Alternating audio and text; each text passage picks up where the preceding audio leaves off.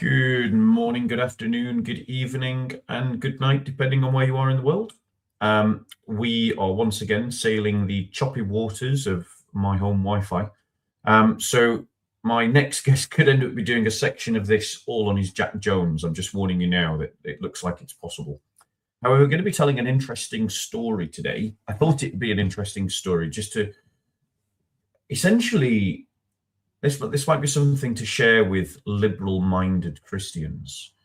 Not because my next guest was liberal, but because my next guest was open-minded and charitable towards Islam and the place of Islam in the world and society, and then was red-pilled by Islam and then came up with variants about it. And so that's what we're going to be talking about tonight. He is an apologist and he's on rock. I'll let him explain his own context when I bring him on. But if you think that the work that I'm doing is worthy of your support, then please do like this video. For those of you that haven't subscribed yet, please do subscribe. And for those of you watching in the live stream, please share the link now on your social media. And if you want to support this work, if you want to support what I'm doing, the links are in the description boxes of my videos. I'm not sure if it's in this one.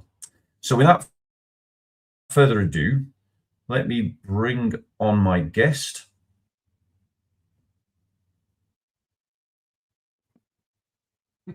Well, hello, how are you doing? I'm doing fine, thank you. How are you?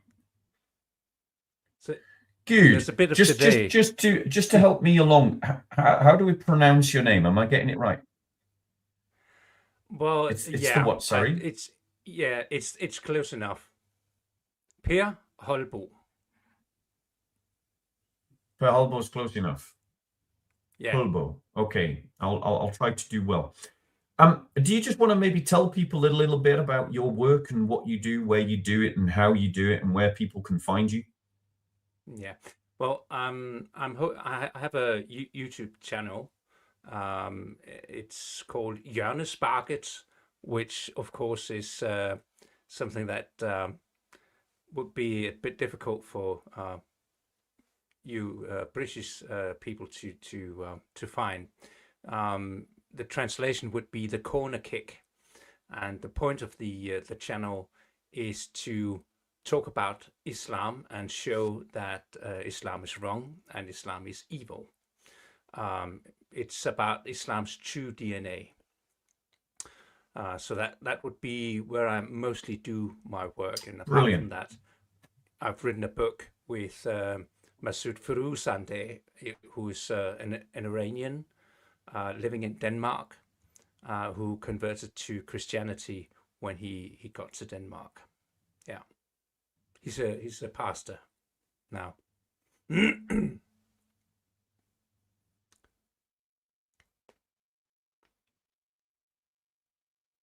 So we are suffering from a bit of lag and a bit of internet problems here. So but I got the basic gist of that. That your colleague, Islam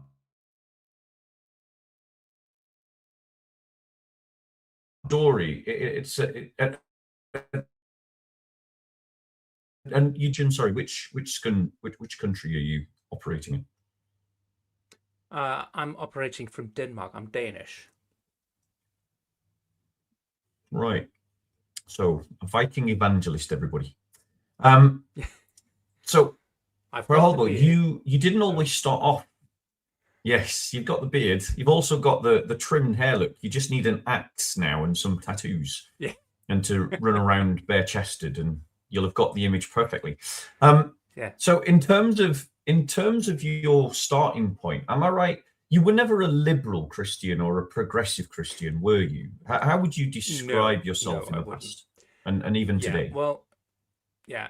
I grew up in a Christian family in the Salvation Army, and although I wasn't a Christian before I was 14 years old, um, but when I when I was saved, I started reading the Bible as a means of getting to know God better. So I would never, yeah, I wouldn't call myself a liberal. I wasn't. I was a Bible believing Christian. Um, but in the beginning, I would look at Islam um, without really knowing what it was. So basically, Hmm. that's what changed my mind. It was, d- um, um, diving into Islam and learning about Islam was what really changed my mind. But I was never a liberal. No. Yeah. Well, don't worry about diving into your reasons just yet. I want to just frame it and understand it properly. So you didn't Yeah. become a Christian until you were 40. You were brought up in the Salvation Army. No, 14. Was 14. your 14? Sorry, my apologies. Yeah. It's because of the lag.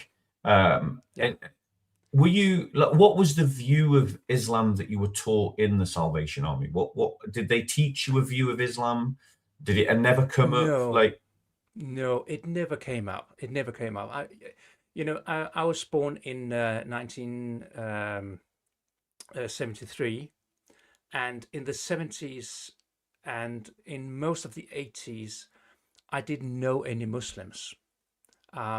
We didn't have that many Muslims where I grew up. So Islam wasn't an issue. Um, yeah, so there's really not much reason to talk about Islam because it just, yeah, wasn't yeah, important at the time. yeah. And did you like you what was the so how did you end up developing any view at all of Islam? Mm. Well, there was a change in the late 80s and the beginning of the 90s. Um, and I think the first time I started really wondering about Islam was when the new Danish People's Party was formed in 1995. It came out of the ashes of a of an extreme right party, um, but it was different, and it got a lot of success, and it saddened me because I believed that they were racists. Hmm. Yeah, because they were talking about the immigrants in the way that they did. Um, so that was my starting point, beginning to wonder what is this all about. But I didn't connect the dots. I didn't understand that this was about Islam. I just thought it was about immigration. So, um, but again, I mean, I was in Denmark. We have conscription. We don't rely on the army to be a professional army mostly. It's mostly of conscripts, and I was a conscript in '93, and at that time, um, I didn't know any Muslims either. So even as a soldier, I didn't meet any Muslims. So it wasn't, yeah, it didn't it didn't come up. And in any case, when the Danish People's Party came on a stage, I started wondering about what was going on, and I started to speak up against it in the well, right after the shift to the new millennium. I began writing letters to the editor, um, and I was politically active in the Christian Democrats, which is a party with Christian roots, and yeah, it just developed from there, talking about Islam in the way that I thought it was. So yeah, it was a time where Pahalbo, could you pause? yeah. Yeah, we're just having such lag problems. It's causing real issues. Guys, could you put a 1 in the chat if you can hear what Pahalbo is saying, or whether the lag is stopping you from hearing what he's saying, please? And if you can't, if you can't put a 1, if you can put a 2, please. So I just got to wait, Pahalbo. I just want to make sure that people are hearing you. Yeah. Right. So, yeah, people are saying that they can hear you fine. Right, that's fine. So, am I right in guessing? Because I did not hear most of your answers. So, could you give me a one-line summary of what you said so that I can formulate my next question? Yeah. Just one-line summary of what you just said. The arrival of the Danish People's Party started me off talking about Islam in private and later in public, and as a politically active candidate for another party. Right. And I take it that other party had a kind of, what, maybe inclusive, tolerant view of Islam, and you adopted that? Well, yes and no. The Christian Democrats is a party that has well, it's difficult to explain the view they have on Islam because on the one hand they know that Islam is not a good thing, but on the other hand they believe that Muslims bringing Islam is not a problem. It's a bit strange. Yeah. Okay. And so you were speaking out on it, and what kind of things were you saying when you were speaking out on this topic? Yeah. I wrote letters to the editor, and I would be granting the facts that Islam had a violent history, but I would claim that this was not due to Islam itself, but it was due to culture. It was due to the times. It was due to, well, that sort of thing. Maybe something, some socioeconomic reasons as well. So I would kind of excuse Islam because genuinely I believed that Islam would not have survived to the present time if the things that the Danish People's Party said about Islam, if that was true, that religion would not have survived to our present time. If that makes sense. Because Yeah, no, it does. And I think this really opens up a very important point that needs to be more discussed amongst Christians, which is that in the absence of a Christian telling of history, we have framed history according to the people that are telling the Mm. history and their Yeah, ideology.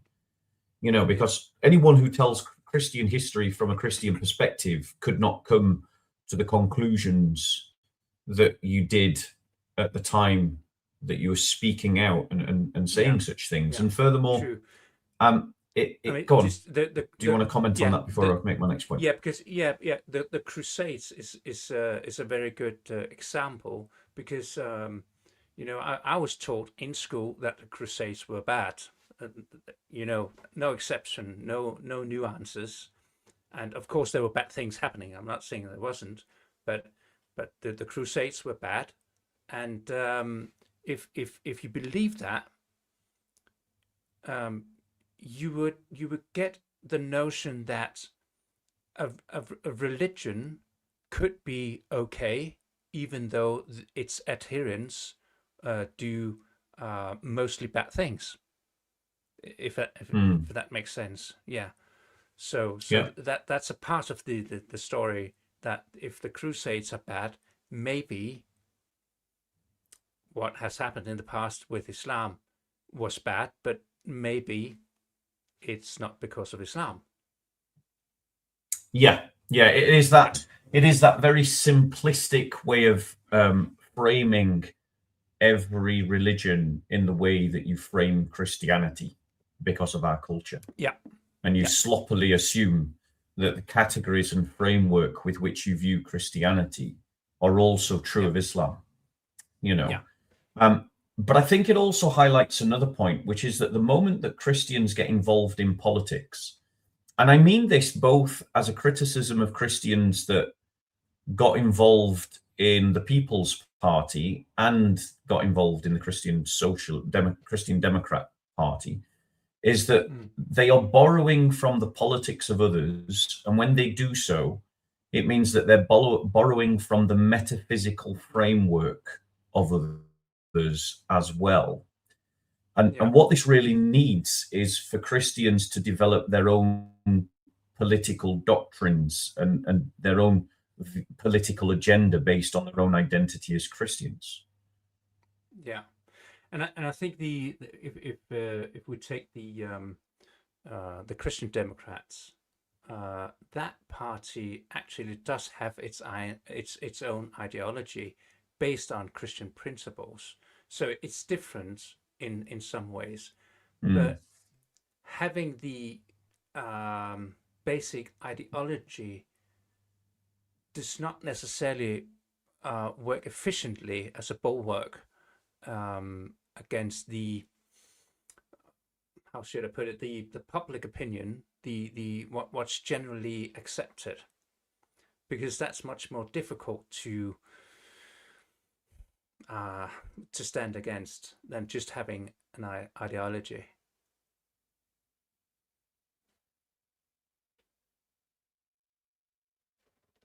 If that makes sense.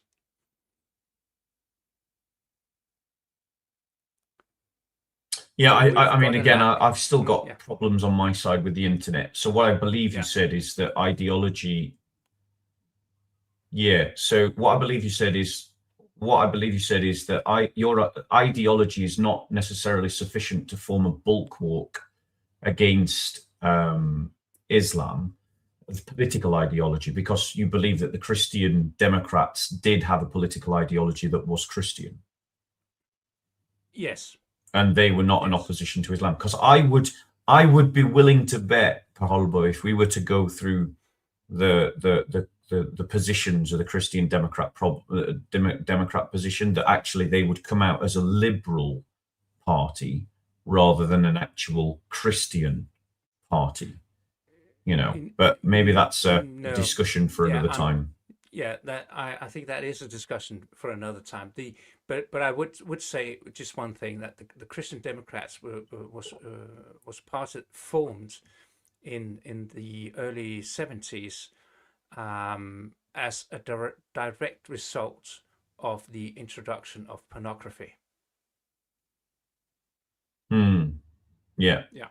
So it's born out of a Christian response to pornography. Yes. Yes. So, and we're going to get on to, if you think that political ideology isn't a sufficient answer to the problem of Islamization, we'll get on to what you think it is later in the interview. So, Yeah. when you were going around and you were arguing these points, how did you find that they were received? Did people agree with you, disagree with you? Did you find you were on the winning side of the argument in the public sphere?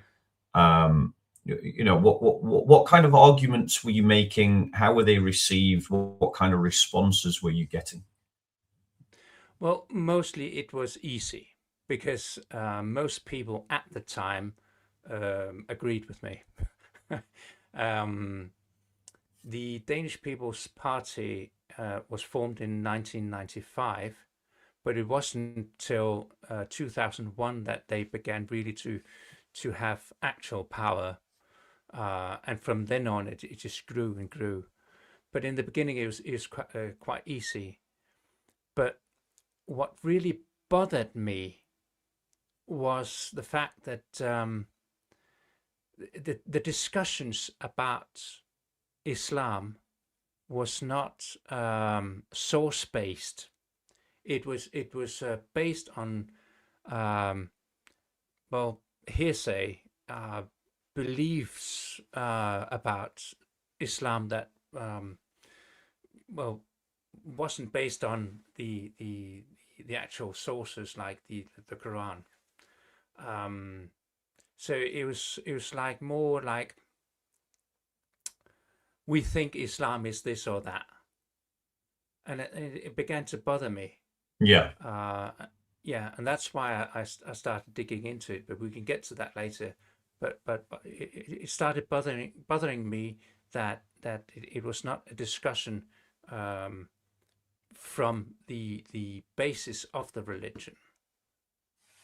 Just as it bothered me when people criticized Christianity, it was not based on what does the Bible actually say. Yeah. Yeah. So, and were you finding that both sides were making arguments like that? Both the kind of Yes. inclusive Yes. and exclusive sides of the debate. Yeah, and Yeah. it was just claim And after is claim is after that claim, what propelled no, you then but to no start? base. Yeah. Yeah. I What kind of decided. claims baseless were you hearing against Islam? And what kind of claims baseless were you hearing in favor of Islam? Well, in favor of Islam, what would be the just the fact that it was peaceful and there was a high view of humanity. There was a kind of humanity, brotherly love for the whole world, and the fact that they Islam would preach love between everyone, regardless of race, regardless of religion, and well, all that. Yeah. And against would just be quite the opposite. It would be claims that Islam is suppressive, especially towards people with another religion and towards women in general. That it was violent, and it would be the base for terrorism, and yeah, and as I said, violence in general. But again, with no basis for it, no sources, no reference to why we believe that.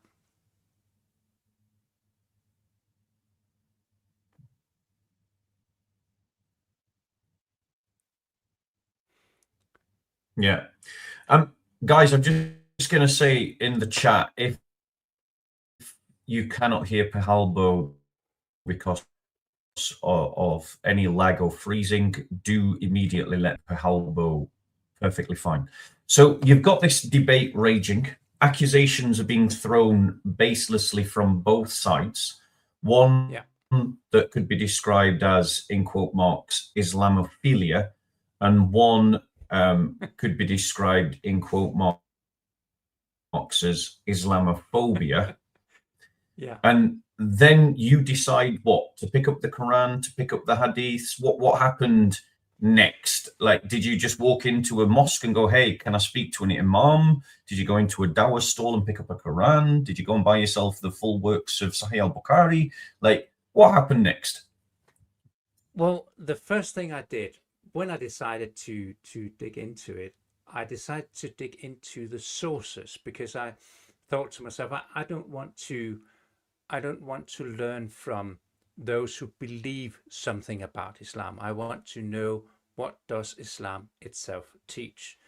And I thought to myself, if I'm to find out what Christianity teaches, I have to read the Bible. So if I have to figure out what Islam teaches, what do I read? I read the Quran. That was my, yeah.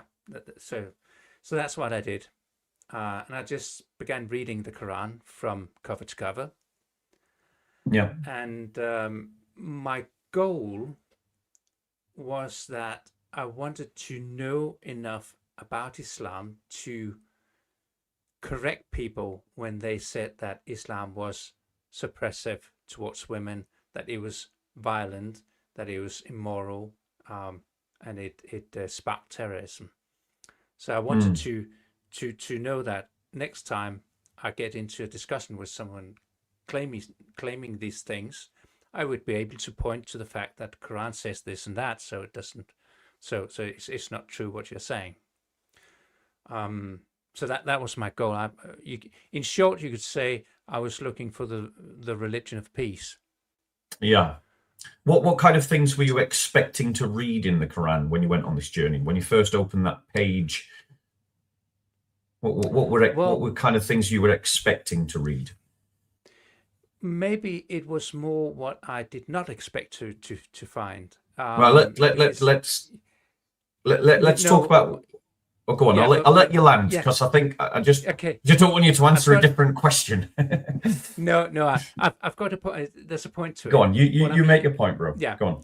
What I mean is this. It was not as much I'm searching to find this and that. It's more like I was looking to figure. Well, my goal was, I'm going to read this because I know that these things, the evil things, I'm not going to find. What I'm going to find, I expected, is passages like the ones that we find in the Bible that are being misunderstood. Yeah. That's what I expected. But I also expected to not just find these passages, but find something in the context that would explain why this interpretation, this evil, this bad interpretation would be wrong. That was what I was looking for. So I wouldn't say I was looking for something specific, but I was more like, I'm going to read it, and every time there's something that sounds bad, I'm sure there's something in the context explaining why it isn't bad. So that was what I was looking for. And did you get through the whole of the translation of the Quran from cover to cover? Yeah, I did. Yeah. It was hard, but yes, I did. But I wasn't. Go on. I wasn't good. Yeah, I didn't get all the way through before I changed my mind, because there was something. It was. To be honest, it was really difficult for me, because I was so sure that I would find the religion of peace in that book, and I just couldn't accept the fact that reading and reading and reading and reading, I couldn't find it. And it was, I just couldn't believe it. And I was like, it has to show up at some point when I'm reading this, it has to Yeah. show up at some point that this is an explanation for the bad things that I've read. But it just never happened. And So and what and I was go on. yeah, so what I was looking for, I just couldn't find it. It just wasn't there. Was there any particular verses or passages that you remember that kind of just popped your sort of open-minded, inclusive framework and made you start to doubt yourself? What were the passages that made you go, "This is not what I thought it was. This is that the other side is right in what they are saying"? I think one of the things that really made me wonder if my endeavor would ever be a success was going through Surah 9. That was hard. But even at the time when I was reading it, I still believed there would be some kind of explanation. And the strange thing is that the passage that really made a difference for me wasn't as much a passage about violence. It was the passage where the Quran talks about Muhammad and the story about Said and Zainab and the marriage where he there's and I don't even remember right now which surah and verse it is, but One of the 30s, I think. yeah, I think 33, maybe the Alliance, I'm not sure, but Yeah. but it talks about this party, and the passage talks about that when you visit the prophet, you shouldn't come too early, and you shouldn't stay too long, because that's not polite, and the prophet is holding back. He's not too keen on telling you that this is wrong, and then it says, It's but almost Allah, like Allah is a sock puppet. yeah, true, and that was the feeling I got because having reading a book that people say this is the word of Allah, and it comes through the mouth of Muhammad, and I was just imagining Muhammad saying, "It's not me talking. I would never do that. Yeah. But it's Allah, and he's not afraid, and he's not holding back." And I was like, what is going on? Yeah. That is just strange. So, and I started thinking, well, if the main character of Islam, oh no, that's wrong. If as I saw it, the founder, because I didn't believe in Islam, of course, I was a Christian, but I believed that Muhammad was the founder of Islam. And I thought to myself, if the founder of Islam shows these signs that would usually be signs of a cult leader, maybe there's more wrong than just that. Does this make sense? Yeah, and is that was that the first crack in the dam of the kind of liberal, inclusive messaging that you'd received from society? Yes, it was. It because it suddenly it just dawned on me that, wait a minute, he sounds like a cult leader. Yeah. What's that all about? Because it's like Joseph Smith when he wanted to start having sex with other women. He said, "God said it's okay. Yeah. It's okay. God said so." Exactly. Yeah. So that changed my perspective. I wouldn't say at that time I wasn't I wasn't at the point where I thought, well, Islam is evil, but it made me think that maybe there's something more wrong and something more importantly wrong with Islam than just this passage. Would it be fair to say? Would it be fair to say, Paholbo, that did you have kind of like just before this point? Did you see like Muhammad as a respectable religious leader who had brought truth, or did you always see him as a false prophet, but you saw him as a false prophet who was teaching good things? The latter. I believe he was a false prophet, but that there could be good things in it. Yeah. In what he said. I mean, it's like You were expecting to find like a knockoff Jesus kind of thing. No. I didn't expect that. I didn't expect that. But I expected to find something. It's like we as Christians, we disagree with Buddhism in many ways, but there are good things in Buddhism as well. The way that they talk about the way that the Buddhism talks about forgiveness and letting go of anger, and so there are good things, and I believe that it would probably somewhat the same with Islam.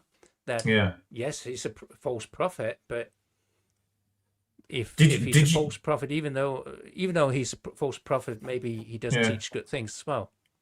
I know that passage is subject to kind of like it's almost like the sock puppet. It is quite visible in that passage. Did you pick up on the fact at the time that that's also about cousin marriage, and that this was his adopted son? No, not at all. I didn't, because, and that was the second thing for me.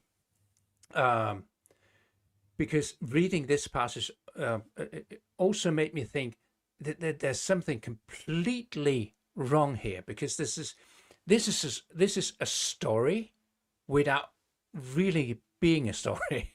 It's like there's an expectancy that when you read this, you know what it's about. Right? So you know the story beforehand, but reading all the way through the Quran, nothing. I mean, it's there's so many. It's a random collection of stories taken out of context. And this particular story, there's so many holes in this story that it doesn't even make sense. But you could have forgiven that. You could have forgiven that. You could forgive that if it was teaching good stuff. So what was the next kind of thing? So that really got. So what really started? What next knocked this sort of like hole in the dam into being a bit bigger? What were, if you give out like the sequence of passages versus teachings that kind of popped your mind and blew open your sort of liberal inclusive framework? It wasn't as well.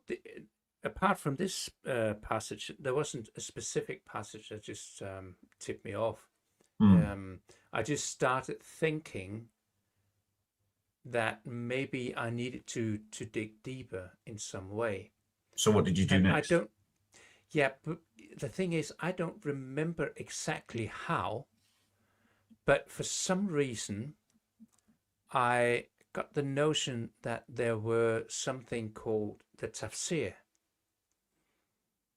And that the tafsir were maybe explanations, because I think maybe what I did was to just do a search for commentaries of the Quran. Maybe that was the way. Makes sense to me when I think about it. It makes sense to me because that's what I would do with the Bible. If there's something I don't understand, maybe I would search for a commentary on the Bible. So maybe that was what I did with the Quran, commentary of the Quran. In any case, I discovered that the tafsir and I started reading some of them, and they were talking about hadith, and I was like, hadith, what's that? Hmm. So I began searching that as well, and it was like a whole new world just opened. Reading tafsir and hadith and sirat, and it's just completely new world. And I found myself studying and studying and studying, and I began. I just started up a Google document, and I began making notes, and it was just this document just grew and grew and got bigger and bigger. And let me just rewind a bit, because before I got to the verse about Sayyid and Zainab, I had a confrontation with an Iranian living in Denmark, Yeah. who used to be a Muslim, Hmm. but who had converted to Christianity and had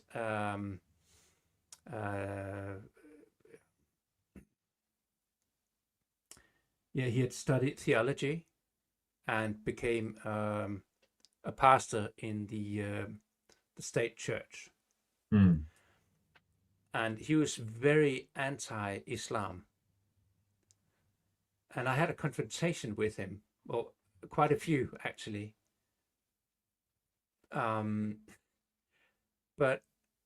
But as this and then I'm going forward again.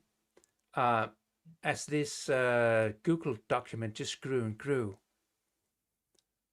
I began wondering, could it be that he'd been right all the time?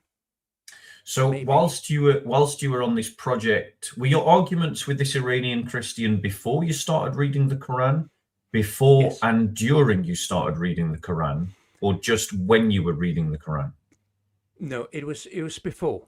It was before I began reading the Quran. I had And what kind of things yeah. were you saying to him when he was trying to wake you up? Yeah, well, I was saying to him that you're taking it too far. The fact that Muslims have done this and that doesn't mean that it has something to do with Islam. And I look, thinking about it today, I'm thinking, what was I thinking? Yeah. I mean, if anyone knew, he did. Yeah. Yeah, you'd think, wouldn't you? You know, he's a former Muslim. you've Maybe he knows. You've got loads of former Muslims trying to sound the alarm and the klaxon, and then you've got all these liberal progressives who don't even know the difference between a tafsir, a book of fiqh, a hadith, a Quran, Yeah. a kirat, and then they're trying to tell these people that do know you're wrong because I've watched the BBC. I know a nice Muslim at work. Yeah. And it's just like you're a moron. Exactly. So you started. Crazy. It really is, but this is the madness that we're in, and this is exactly why, brothers and sisters, ladies and gentlemen, I thought that this story needed to be told, because it so reflects where we are in our society. It's kind of like Pearl Harbor is Europe in microcosm. So you start getting into the tasfir, which is funny because most people go Quran, Hadith, tasfir. You went Quran, tasfir, Hadith, but you're not deep into Islam until you start getting into fiqh and usul al fiqh and all of that kind of stuff. Have you got to that point? In your journey? No. That's the next stage for you, and trust me, it doesn't get any better. It only gets worse. I think that might be far out in the future, because I'm going through the hadith, and I've decided to go through the hadith. Oh well, good luck. Not all of them, of course. See you in 20 years. At least the 6 big Sunni hadith collections. Yeah.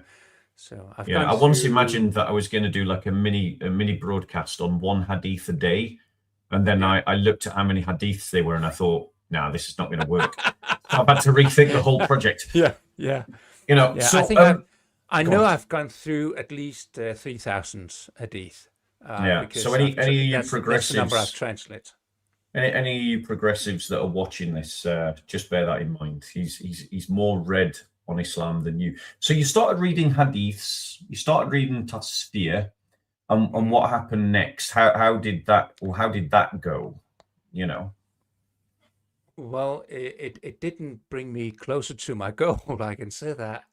was there any Um, particular hadiths that just kind of like popped your liberal inclusive framework, or were another devastating blow to the liberal inclusive framework? the the sexual immorality, Hmm. definitely.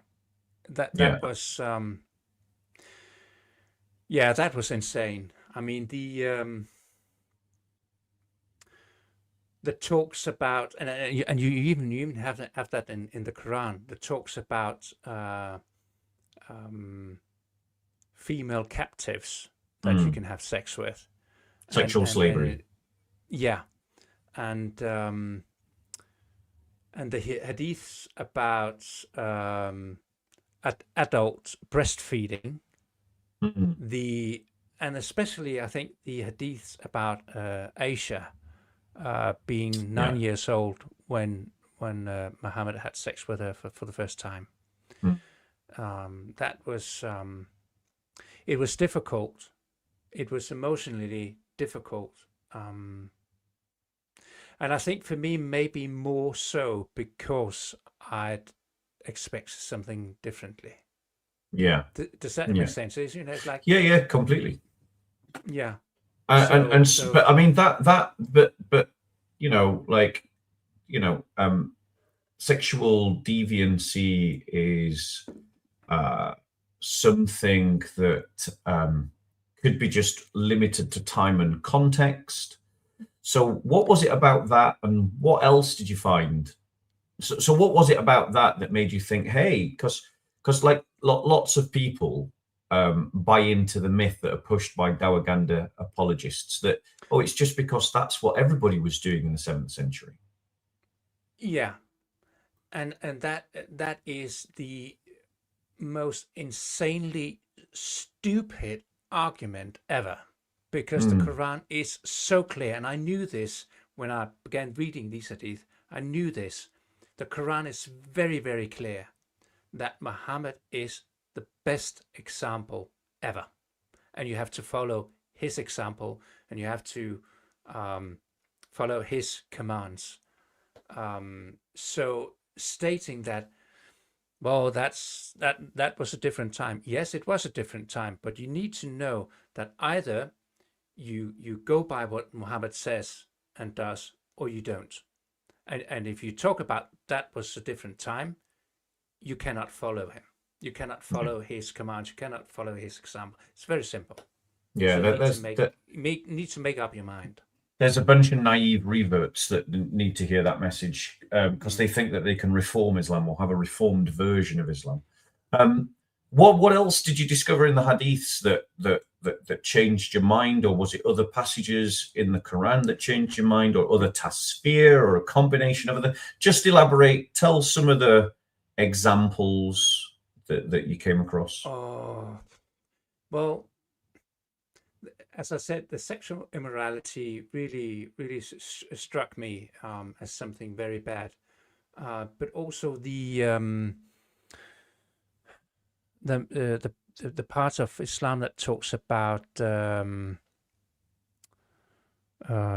do you call it, apostasy, and what to do with apostates, Mm, because they have to be killed. And the violence itself. I mean, just the fact that husbands in the Quran are commanded to keep their wives in line, and if they just fear that the wives will not obey them, um, you there are three things you have to do. You have to admonish them, leave them alone in bed, and discipline them physically. Mm. And I'm being gracious, being generous here, because the number three is actually hitting them. Yeah. Right. So The yeah. Arabic is So strike. yeah. And I yeah. So the violence, yeah, and the way that Muhammad talks about black people, Mm. Ethiopians, very bad as well. Yeah. And Yeah, there was clearly a racist culture in Arabia, and yeah, and you know, and yeah, and he Mohammed just just furthered endorsed it. it. Yeah, Yeah. and the slavery issue as well. Mm. Um, and the how do you put it in English? The two tiers. It's like this one Dimitude, part of root. Yeah, yeah, the yeah, apartheid system. yeah, exactly.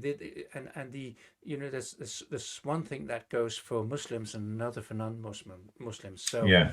so so Two even separate if laws for different groups. yeah, um, and it all of this studying led me to Reliance of the Traveler, which made it Mm. even worse. Yeah, I've got a copy of Uh, that. yeah. So Um, you are in books of fiqh. That's a book of fiqh. is it? Yeah. Well, I've got it. I've got it Yeah. here. Yeah, so It's you're actually in fiqh. Yeah. Yeah. okay. So You've arrived. so that was yeah. And as I'm not sure how to explain this because it was a journey from what in Denmark is in Denmark we call it a halal hippie. Right. Yeah. Yeah. And this was actually an expression coined by a Muslim politician who talked about halal hippies Yeah. while he was still considering himself to be a Muslim. He's a Okay. Christian today, Thanks and be to God. and he's studying to become a pastor as well. So, but he coined it. But the journey from halal hippie to Islam critic, um, it was difficult. It was hard because I was so sure. I was so sure that no religion with those things in it, violence, suppression of women, slavery, Child death to marriage, apostates, child marriage. I mean, cousin I marriage. just yeah, I just couldn't believe that a religion with these things in it could ever survive to present day. Yeah. I just And couldn't believe it. that's a classically enlightened, and I mean that in the historical philosophical context. That's a classically enlightened view. And I know you reject the moniker liberal, and I don't blame you. And I'm not calling you a liberal. I'm not saying you were a liberal then, but that is a very liberal persuasion that we have today. If you look at the political spectrum, all the liberal parties of today, all the progressive parties of today, have your former attitude towards Islam and your former beliefs towards Islam. Yeah, and I think, and this is very important for me to say because I think there's something here to learn from. I think the main reason why so many people in the Western world today still despite all the evidence that we're presented with, still do not believe that Islam is bad. I think the main reason is that we have a tendency to believe that other people think like we do. And that's not just individually, but also in our society as a whole. We think that other societies think the same way we do. Yeah. And they don't. And it's one of the reasons why we believe this is because Christianity has been pushed to the side more and more. So we no longer understand that the reason why we think the way we do is because of the values coming from Christianity. Yes, and for those that want to read further into that, I recommend Tom Holland's book Dominion. Yeah. And I think, in terms of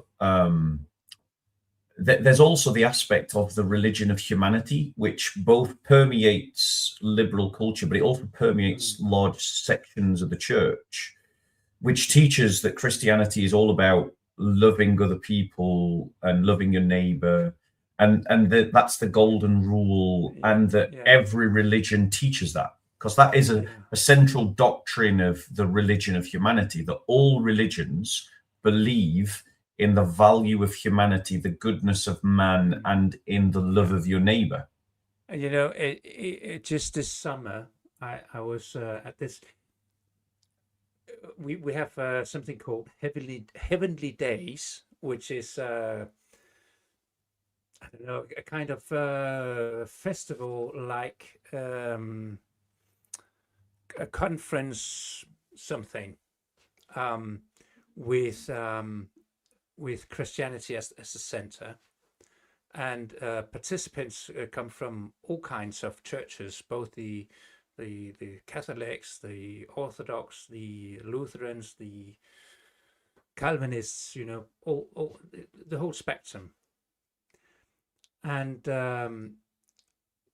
I was an audience in one of the big events, which was a talk between two prominent figures in Denmark. One was a Christian, one was not. And the non-Christian asked the Christian the question, when are you a Christian? And I'm sitting there and I'm thinking, that's easy. Just listen to Paul. Confess Jesus as Lord and believe in the resurrection. It's very simple.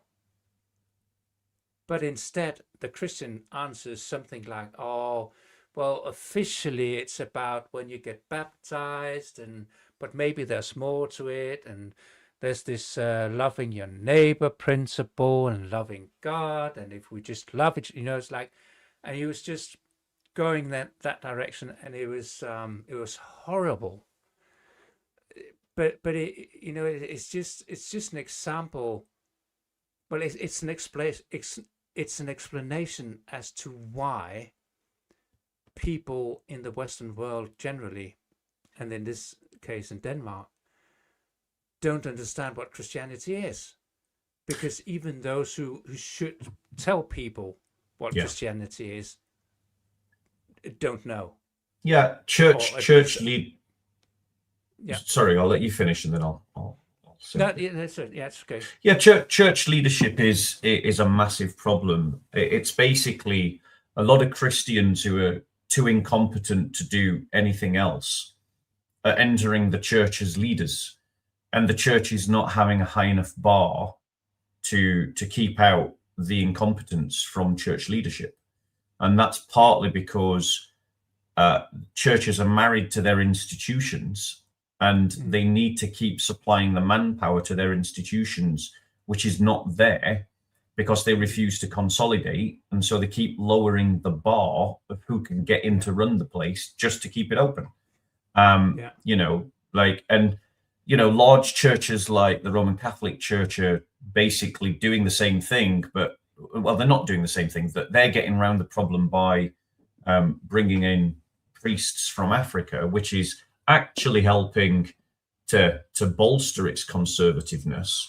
Yeah. But churches that are more Protestant and localized to the nation, who can't move people around on a global scale, end up having to lower the bar again and again and again to just keep Yeah. their institution up, because they won't just consolidate, which is actually what they need to do. Shrink their And institution to keep their doctrinal purity. yeah, and it's strange because if what people can get in the church is what they can get anywhere else, why go to the church? That's Why not exactly just it. stay outside? Well, Yeah. that's why the churches are dying, because they go Yeah. to church and they hear what they hear in their favorite soap, their favorite song, and their favorite magazine, and it's like, well, I already got this. I don't. There's nothing here for me. But also, it comes across as wet. Just comes across as wet, spineless, and weak. And it's like, well, no one is ever inspired. Who's ever inspired to follow a wet, weak, soy, limp-wristed leader? Like, literally no one anywhere is ever Yeah. inspired by that kind of person. Yeah. So there's no one leading us to greatness as Christians. No. No. And that's why I It's think sad. that we're in a new golden age of the apologist, because it's Yeah. it's folks like us that are doing more of the leadership, really, Yeah. for the church, which is not how it should be.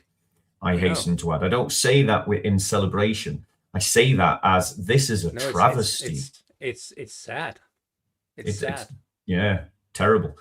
So anyway, you started discovering all of this. Your mind was changing. Were you communicating this to people as you were discovering these things? And how, if you were, how were people responding to what you were discovering? Well, as I said before, I had this Iranian pastor that I had some confrontations with, and my Google document just got bigger and bigger. And at a point, I had to just capitulate. I just make the decision that, look, you are never going to find the religion of peace, because that's not Islam. It's everything else. You just have to let go of your stubbornness and your goal, because it's not going to happen. So what I did was to take all the text from this, and I reached out to this Iranian pastor, Masood Firuzandeh. I reached out and I said to him, look, I was wrong. Simple as that. I was wrong, and I would like to talk to you about some of these things, because I need to figure out what to do from here. And at first he didn't respond, and I think maybe he was thinking that I wasn't sincere, because that's what he'd met earlier from other people. In any case, I took the entire text from that document and I just sent it to him, and I said, look, I know you're writing books. If what I've written here is something that you can use, just go ahead, use it. And then he contacted me and he said, look, what you're writing here is interesting. Keep on writing, and then send it to me again. So I did. And after a while I sent something to him, and he asked me to come meet him in the church where he was a pastor. So I met with him, and he was very gracious, because he said, look, there are two ways we can do this.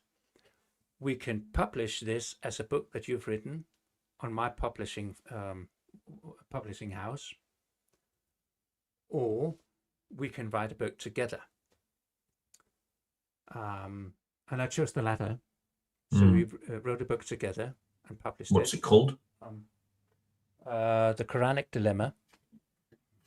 So this is before David Wood popularized the word Islamic dilemma. I don't know. This is from I don't remember. 2018, maybe. Yeah, that's before David Wood was popularizing the Islamic dilemma, for sure.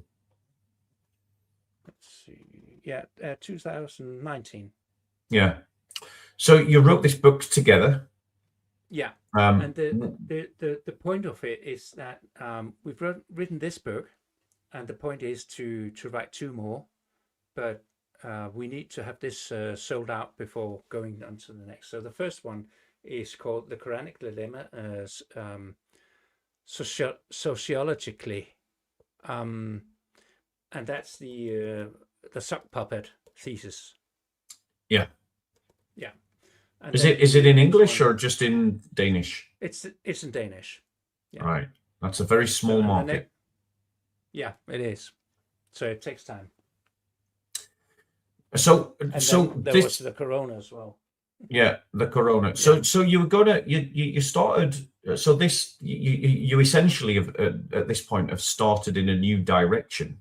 What happened next in your journey? Like you wrote this book with him, and what happened to you next? Well, while writing this book with my friend, because that's what he is now, I'd already started up a YouTube channel in 2018, and I was thinking that this was supposed to be an apologist's channel in some way, broadly speaking.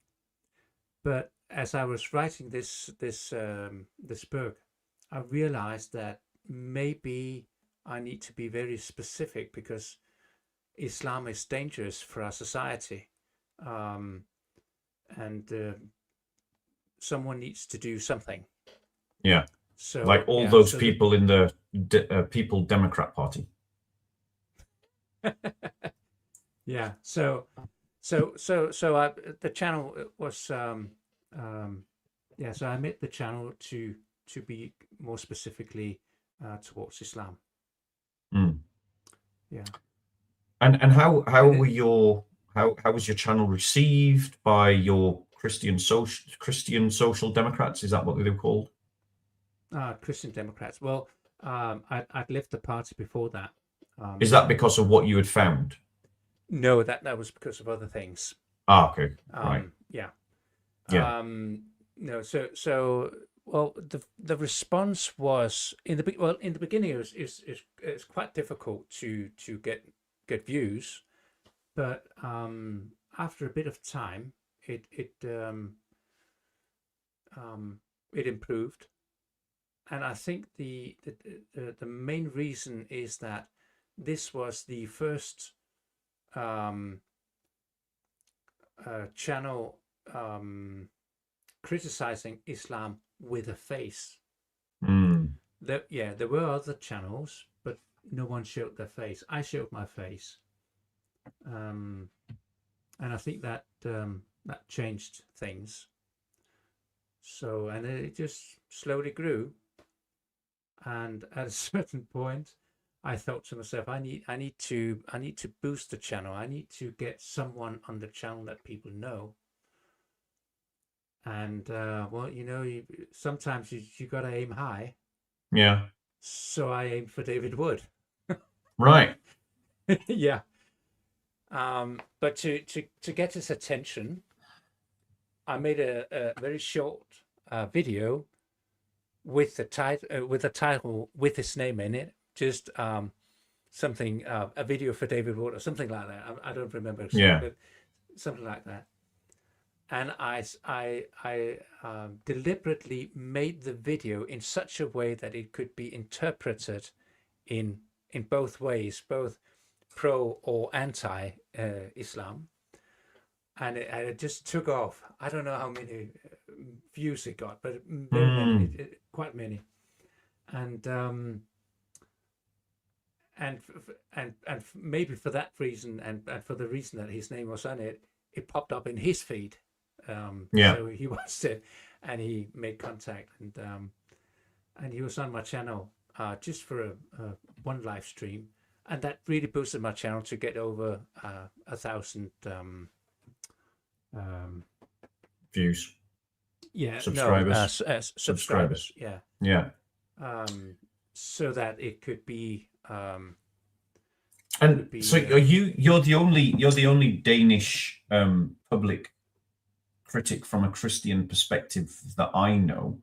Are you finding that there's other people speaking out from a Christian perspective, or is it just people speaking out from a right-wing political perspective? No, there are others, and they are younger, so it's a kind of a new generation. Okay, you're the founding father of that kind of apologetics I in Denmark. wouldn't go that far. I wouldn't go that far. I wouldn't go that Yeah. far. But we are seeing more people doing it, and we're seeing many young people doing it. Did you lose people who were former allies? You know, when you were arguing against the critical view of Islam, and then you flipped and you started becoming a critic of Islam yourself. Were there people that you had walked with as a defender of inclusivity towards Islam, who then turned on you because you became a critic of Islam? And how did those kinds of people respond to your change of perspective? Yeah. You're hitting a nerve, because that Okay. was. If there's something you don't want to talk about, we can just sidestep it. No. It's okay, because it needs to be said. It's something that was hard on me because I didn't expect it. I mean, it's like, you know, I don't know if you've ever played soccer.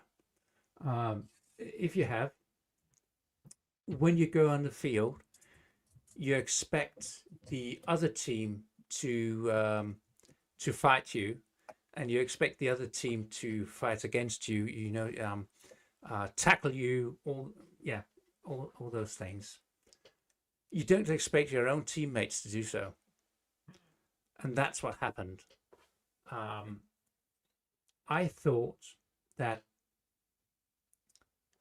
going out with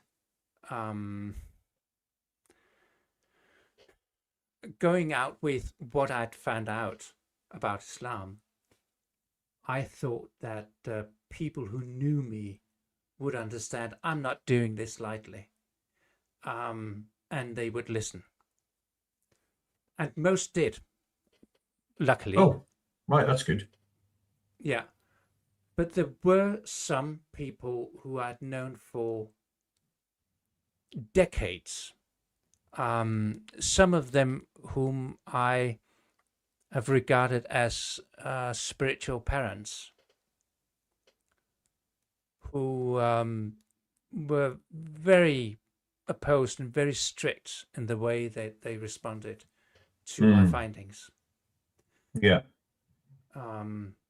One of them wrote, because I was I didn't just make videos on YouTube. I also wrote things on Facebook, and one of them responded to my post by writing just this one sentence: "What would Jesus do?" Just asking. And I was like, "No, you're not just asking. Yeah. You're not just asking. You're accusing me of not doing what Jesus would do." And because I'm the kind of person I am, I responded in kind by just stating, well, I think Jesus would be much stricter than I am in this post. And his response was, not the Jesus I know, And my response was to that, well, in that case, the Jesus you know is not the Jesus of the Bible, because, and then I just pulled out some Bible verses with Jesus being really harsh in his language, Yeah. brood of vipers, and yeah. I think that really is part of the problem, is that it and again, it is because of the religion of humanity and how the religion of humanity has perforated the church, and how Christians, because they use the politics of others, then have to lean on the metaphysics of others. We've got this blind spot in the church that then pulls the church either to the left or to the right, but stops it being authentically and sincerely Christian in its perspective. Because there's nothing unchristian about standing up against injustice. There's nothing unchristian about standing up against slavery. There's nothing unjust or unchristian about opposing sexual slavery. There's nothing unchristian about wanting to stop child marriage. There's nothing unchristian about wanting to stop cousin marriage. There's nothing unchristian about fighting against apartheids. There's nothing unchristian about defending your brothers and sisters from persecution. There's nothing unchristian about fighting against apostasy. There's nothing unchristian about wanting to stop an ideology that believes in the violent conquest of the entire world.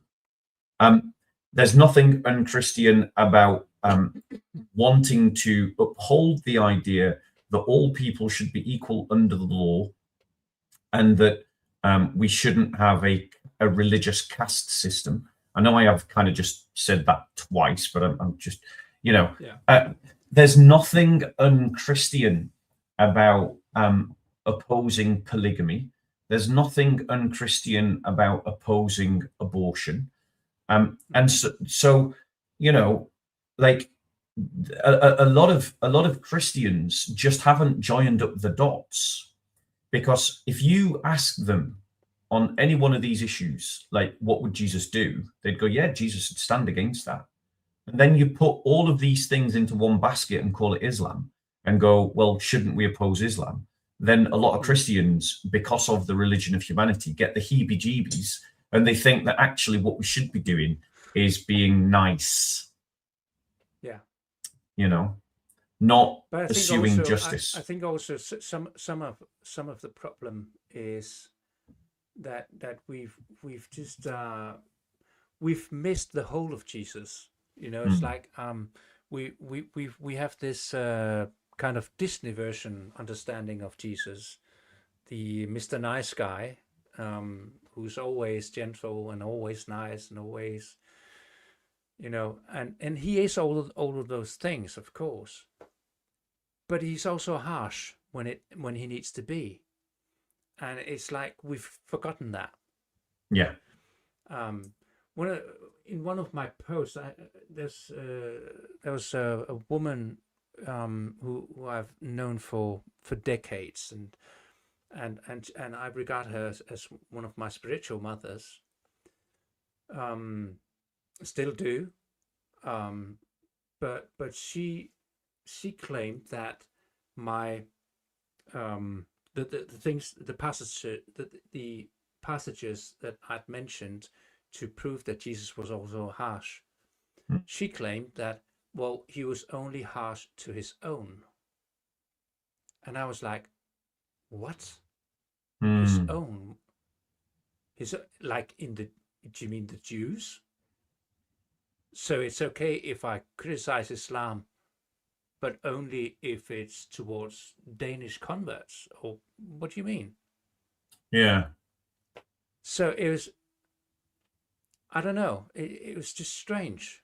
Well, it's, again, I'll keep saying it because it needs to be said. It is because we have an incomplete discipleship around questions of politics, culture, the infusion of the two, the combination, and religious truth, and the importance of religious truth, and the need for evangelism. And I think a lot of Christians are, especially leaders, are captured by their comfortableness, and it turns them into timid cowards. You know, they have, and they don't want to risk anything. You know, and we've raised generations of weak Christians, and so we've got weak leaders raising weak Christians. And weak men. Yeah, particularly.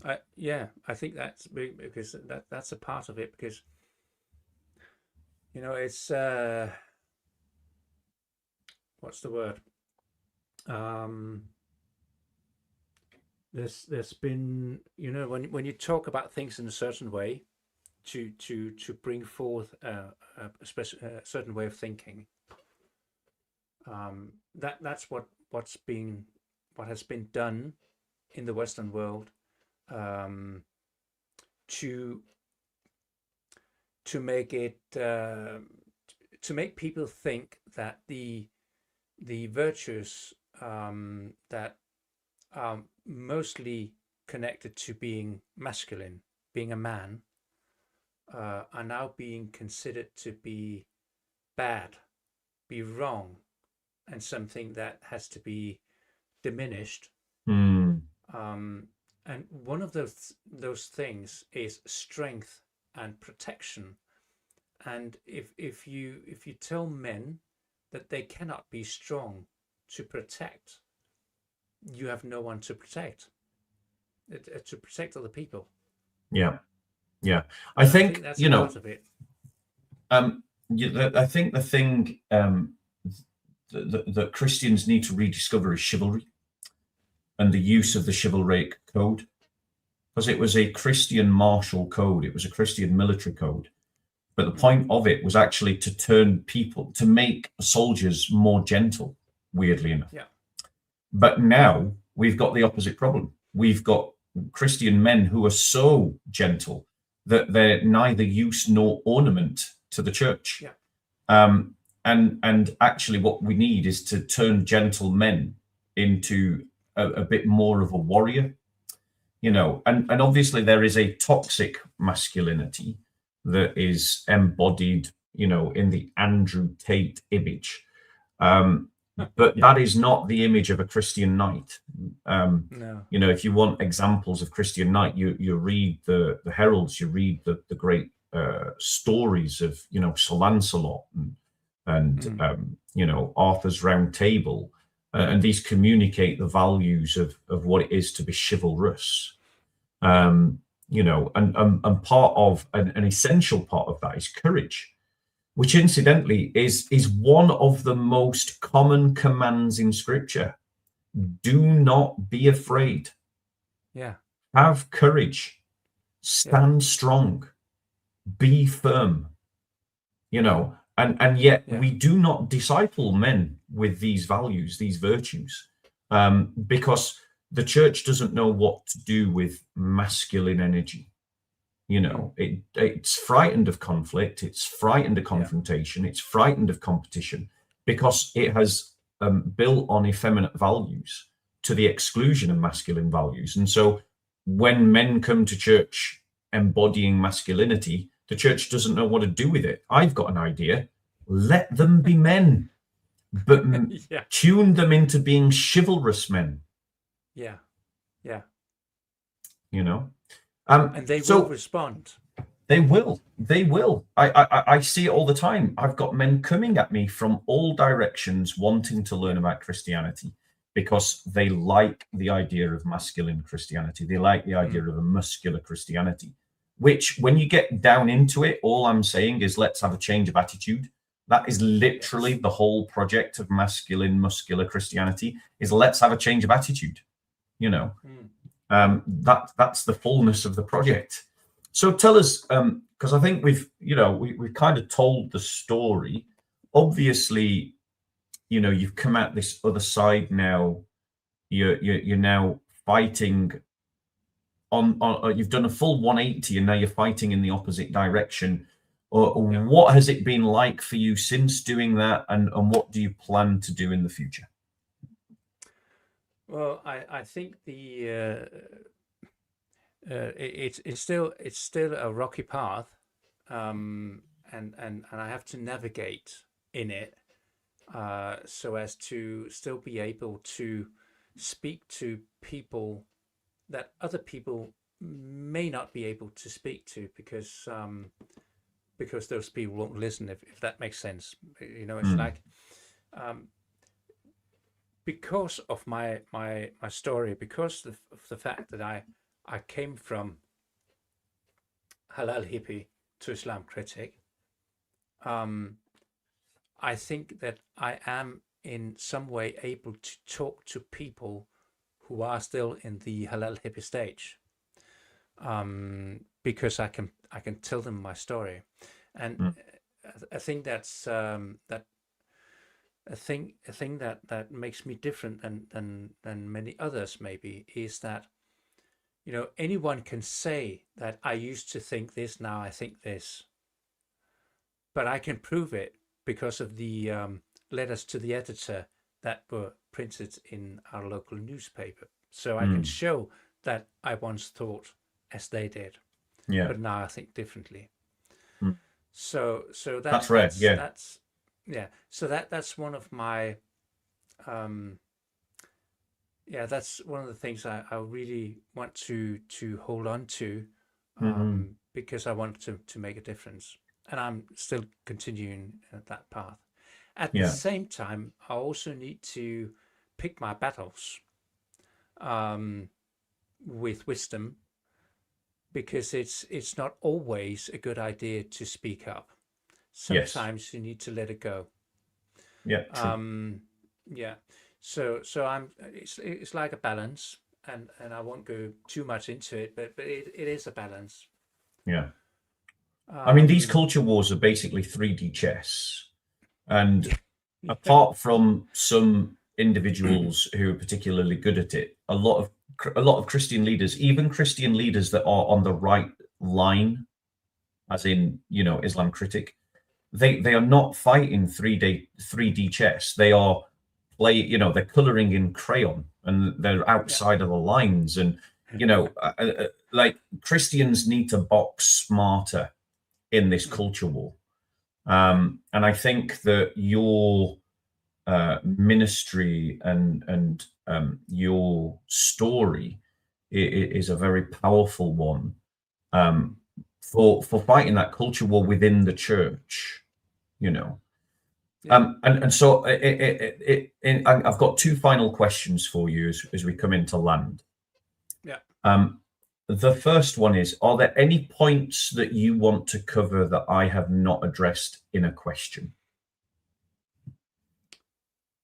Nothing I can think of. I mean, we've been around the journey itself, and we've been around, why is it that so many people still, despite the massive evidence, will not change their minds.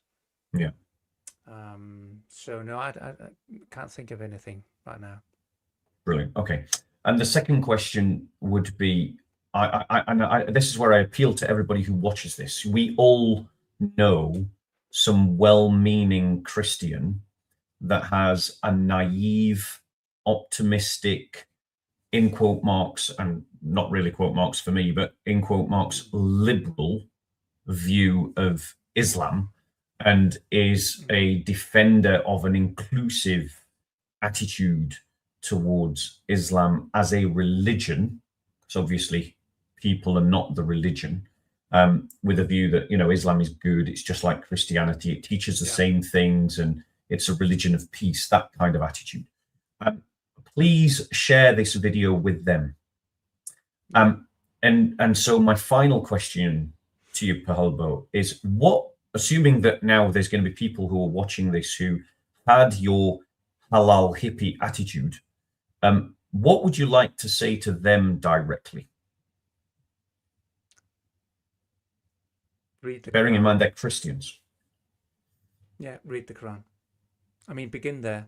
Just read it.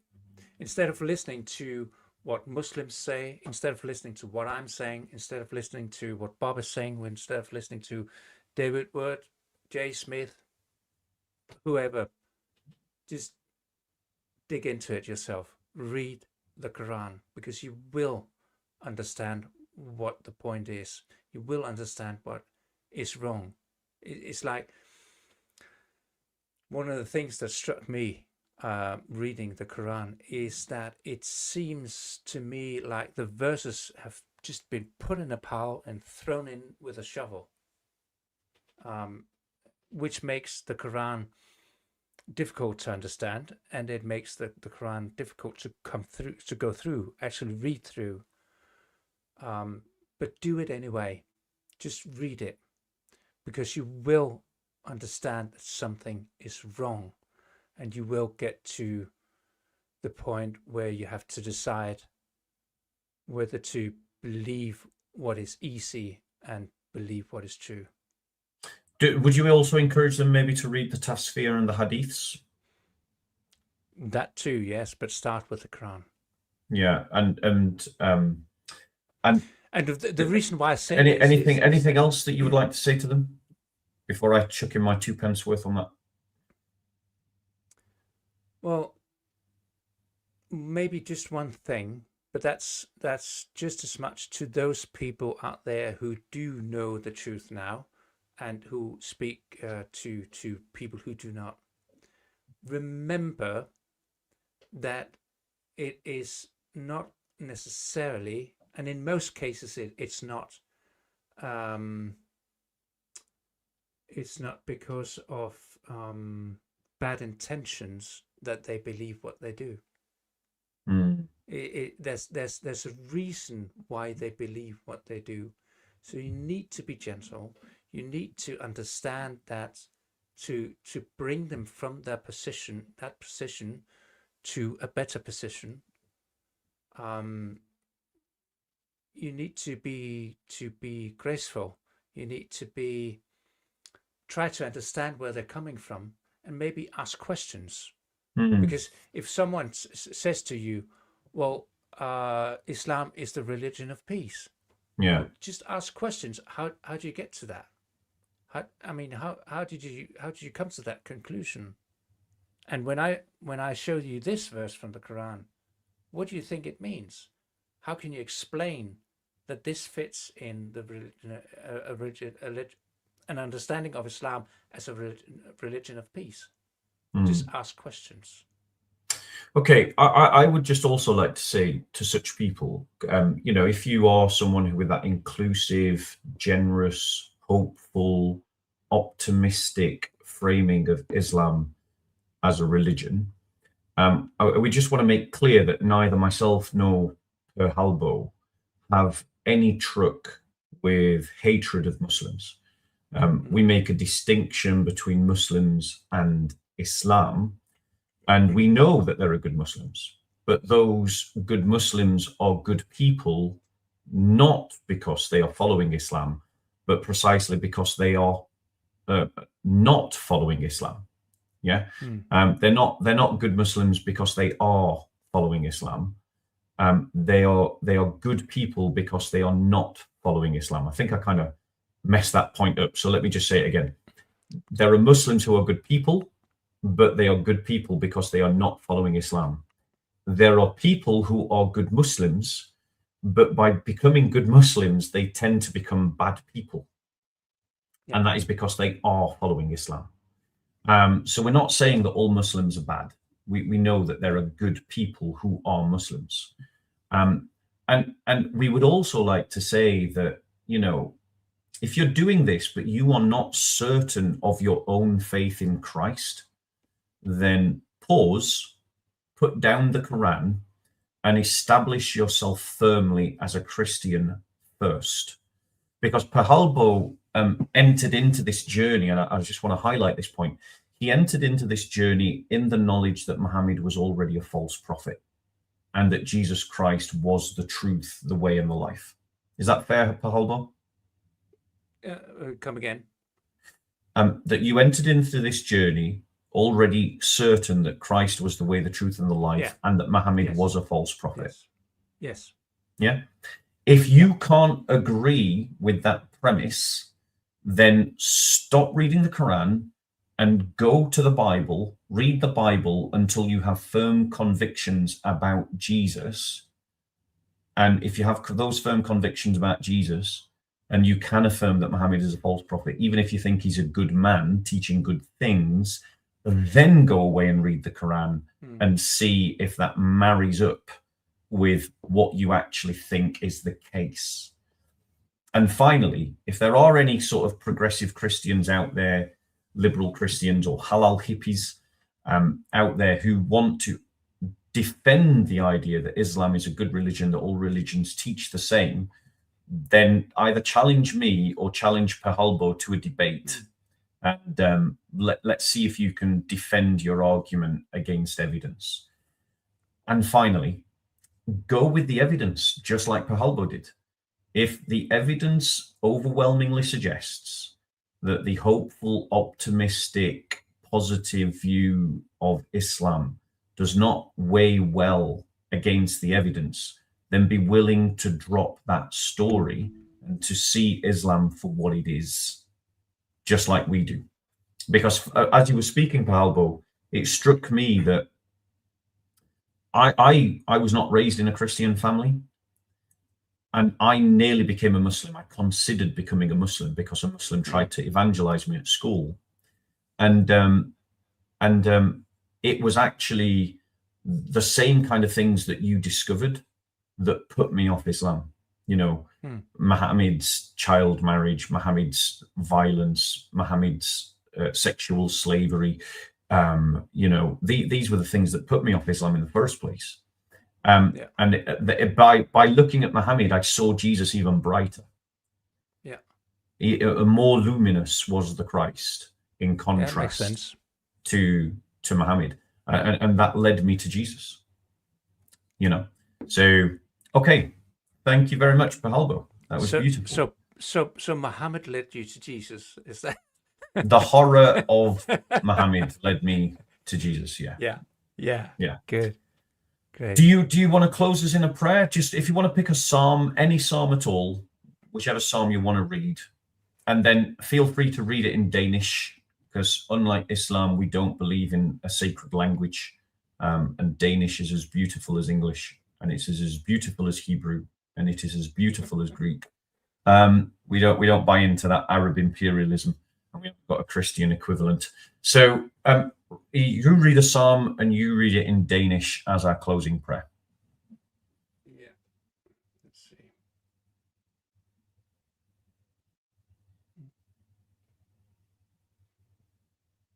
And you'll have to say amen, because obviously I won't know when you've hit the end of the psalm. Yeah, I understand that. Let's see. There we go.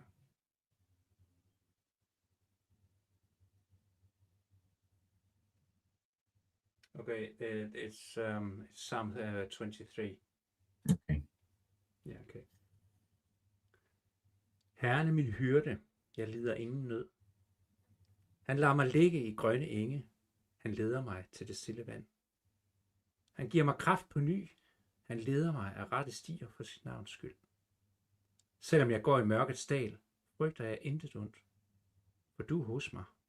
Din stok og din stav er min trøst. Du dækker bord for mig for øjnene af mine fjender. Du salver mit hoved med olie. Mit bæger er fyldt til overflod. Godhed og troskab følger mig, så længe jeg lever. Og jeg skal bo i Herrens hus alle mine dage. Amen. Amen. Thanks be to God. Okay, I'll just speak to you in the back and I'll close down the live stream. Thank you very much, Pahalbo, for sharing your story. Good night. God bless and peace be with you guys. Please do support the channel by pressing like, clicking on the subscribe button, sharing the videos. Do go and look at the past catalogue that I've got on my channel. It's worth going and having a look at the past live streams that I've got up. And if you want to support the work, all the links are in the description boxes of the video and will appear in this one as well once I've got Pahalbo's details to put into the description. Thank you, good night, and God bless.